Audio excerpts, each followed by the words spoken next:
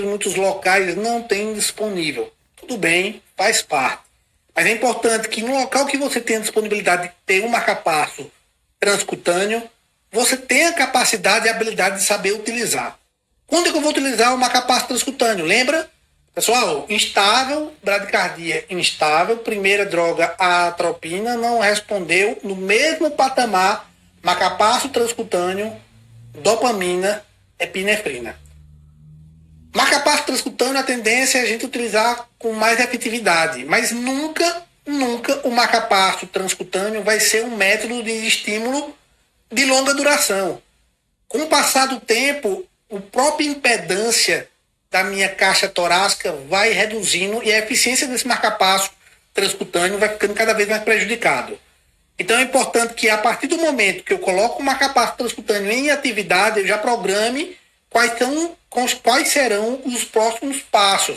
Normalmente o próximo passo vai ser implante de marcapasso transvenoso.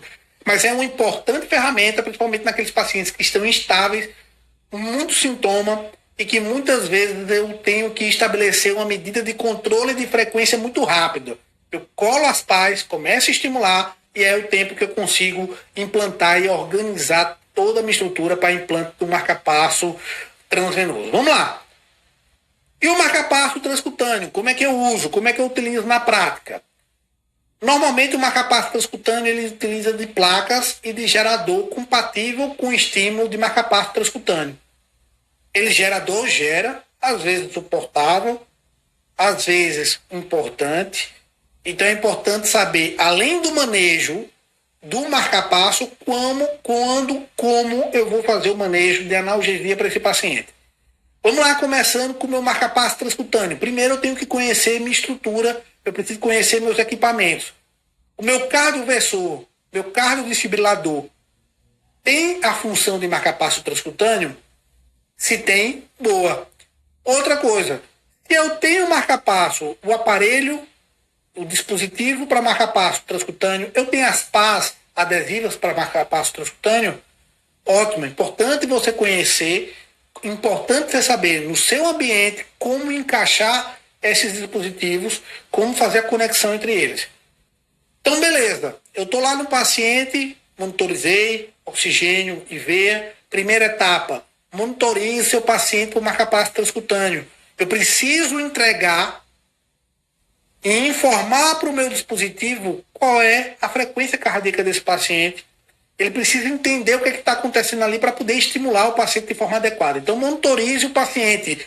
Geralmente, utilize as próprias derivações do dispositivo ou a própria pá que você gruda no paciente já tem a capacidade de captar os estímulos elétricos do tórax do paciente. Então, monitorize o paciente, sempre separe material de reanimação. Por quê? Se você chegou nesse nível de implantar um marcapasso transcutâneo em atividade nesse paciente pode evoluir para parada. Da mesma forma, mesmo que esse marcapasso transcutâneo esteja lá para demanda, para ficar observando a frequência cardíaca desse paciente, esse paciente pode ter uma bradiarritmia que o marcapasso não tem a capacidade de capturar.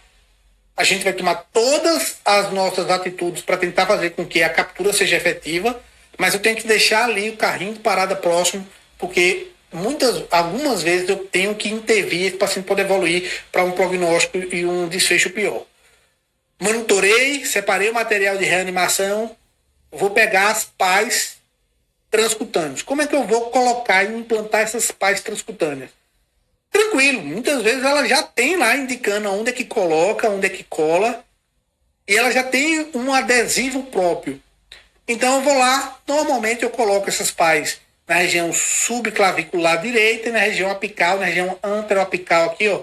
Eu coloco anterolateral, então é importante colar do jeito que a figura mostra. Não é para colocar aqui em cima, de lado dessa outra parte. Você tem que colocar na região anterolateral, do jeito que a placa fala, tá? Do jeito que é a posição e as ilustrações informam. Então a posição anterolateral é a mais usada. Posso algumas vezes utilizar a região anterodorsal, coloco aqui, coloco nas costas do paciente.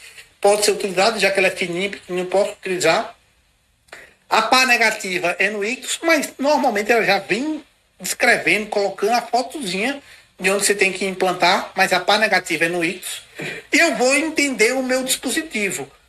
Geralmente o dispositivo desfibrilador que tem a função de marca-passo transcutâneo, ele tem duas porções. Uma é a porção onde eu ajusto e configuro qual é a forma de estímulo ou qual é a função que eu vou utilizar esse dispositivo. Aqui, por exemplo, ele tem como só monitorizar, tem como um desfibrilador externo implantar automático. Eu posso virar tudo isso aqui e ele ser um desfibrilador cardioversor, ou se eu quero utilizar como marca-passo, eu vou ter que girar toda essa manivela e colocar aqui em pacing, em marca-passo. A partir disso, a função de marca-passo está ativada e eu vou ter alguns botões, alguns ajustes a fazer. Nesse dispositivo desfibrilador, nesse modelo, eu tenho aqui o pace rate, que é a frequência de pulso, de choque que ele vai dar. Se eu vou deixar em demanda, eu vou deixar uma frequência abaixo da frequência do paciente. Se o paciente estiver muito bradicardico, eu vou colocar numa frequência razoável. Obviamente, o paciente está em estado, frequência de 22. Eu não vou colocar a frequência de estímulo de choque nesse paciente, que vai levar uma descarga elétrica em 70. Está em 22, coloque em 40, 45, 50. Vê uma quantidade, uma frequência de choque que seja razoável para dar estabilidade para esse paciente e não seja desnecessário, um estímulo de dor desnecessária. O pace output é justamente a intensidade de energia que eu vou dar. Depois que eu coloco, é importante eu entregar um nível de energia que seja suficiente para gerar um QRS, uma captura eletromecânica, que aquela captura do QRS gere pulso. Então eu vou aumentando a energia até realmente ele capturar. Muitas vezes isso aí fica num nível de intensidade razoavelmente alta, que pode ser suportável para o paciente, ou muitas vezes eu tenho que aplicar analgésico, analgesia, para que esse paciente não tenha um desconforto muito intenso desse choque. Mas o pace output é o nível de energia em miliampere que eu vou dar para esse paciente para realmente capturar. Então vai lá, depois que eu coloquei, que eu grudei as pás, eu vou aumentar a minha frequência acima do paciente e vou aumentando o nível de energia para achar o limiar de captura, o limiar de estimulação. E aí eu vou lá, 30, 40, 60 miliamperes. Lembrar que é muito maior o nível de energia para o marca-passo transcutâneo do que o marca-passo transvenoso, que está lá dentro do coração. Aqui eu preciso passar por pele, passar por músculo, passar por osso, até chegar ao coração. Então eu vou aumentando o nível de energia. Tenta achar o nível de energia que ele começa a espícula gerar QRS. Espícula gerou QRS em limiar de captura. Você vai deixar pelo menos 20% acima para ter uma folga, ter uma margem de segurança. Beleza? E aí, a depender do paciente, você vai avaliar se vai precisar de analgesia ou não, dependendo da tolerância e o nível de energia que você vai utilizar. E sempre mais uma vez, reforçando, colocou o marca-passo transcutâneo em atuação, em atividade, ele é uma ponte para você estabelecer o tratamento, e normalmente o tratamento mais rápido é o marca-passo transvenoso. Sempre considerar que esse marca-passo ele é provisório, ele é uma ponte, ele me dá tempo para fazer com que esse paciente que está extremamente instável não pare antes de todo o procedimento do implante do marca-passo transvenoso. E aí, eu não cedo esse paciente não tem que ter sedado, vai depender, pessoal. Normalmente depende do limiar de dor desse paciente, limiar de energia, e a velocidade que eu vou implantar a segunda etapa, que é o marca-passo transvenoso. Se o paciente tolera bem e dá tempo de colocar o marca-passo transvenoso, eu vou evitar sedativos que podem piorar a estabilidade, piorar a bradicardia, mas obviamente eu não vou deixar o paciente com dor. Se eu vou demorar a implantar o marca-passo transvenoso, esse paciente está muito desconfortável, a primeira situação que eu vou utilizar é manejar sedativos. Eu posso utilizar, começar com hipnóticos, começar com analgésicos como opioides, vai fazer parte da sua avaliação. Mas sugestão, enquanto você está estimulando o paciente, você pode utilizar de medicações hipnóticas como dormonide, que é o midazolam, para fazer o paciente se acalmar e tolerar aquele nível de estimulação até implante do marca-passo provisório, que aí não vai precisar de analsedação. O dormonide eu posso utilizar, que é o midazolam, a ampula de 5 mg em 5 ml. Vou fazer de 1 a 5 mg a cada dose pequenininha, vou aumentando até o paciente se tornar confortável. Tornou confortável, mantém o mínimo de sedação possível, tanto para o impacto hemodinâmico, como para o impacto na frequência cardíaca. Muitas vezes eu posso optar ou começar só com dormonide e um pouquinho de fentanil, ou só com fentanil, que tem efeito análogo sedativo. A ampola tem 2 ml, geralmente, tem ampola de 10, mas qualquer nível de apresentação de fentanil, ele tem 50 microgramas por ml. E aí eu diluo para 10 e vou fazendo de 2 em 2 ml.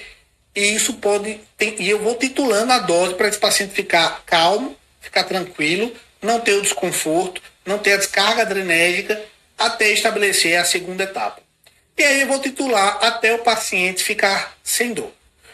Então, pessoal, a gente conseguiu falar sobre todas as particularidades da abordagem de bradiarritmias no pronto-socorro, levando em consideração o nosso paciente Rogério. Nós conseguimos resolver através de atropina e através de medidas para controle do potássio desse paciente, mas em muitos casos eu preciso progredir o meu manejo da bradiarritmia para dispositivos como marcapasso transvenoso e marcapasso transcutâneo. Sempre importante conhecer o seu ambiente, conhecer suas ferramentas, conhecer seus dispositivos e nunca se limitar, porque a pior situação, você está num ambiente em que tem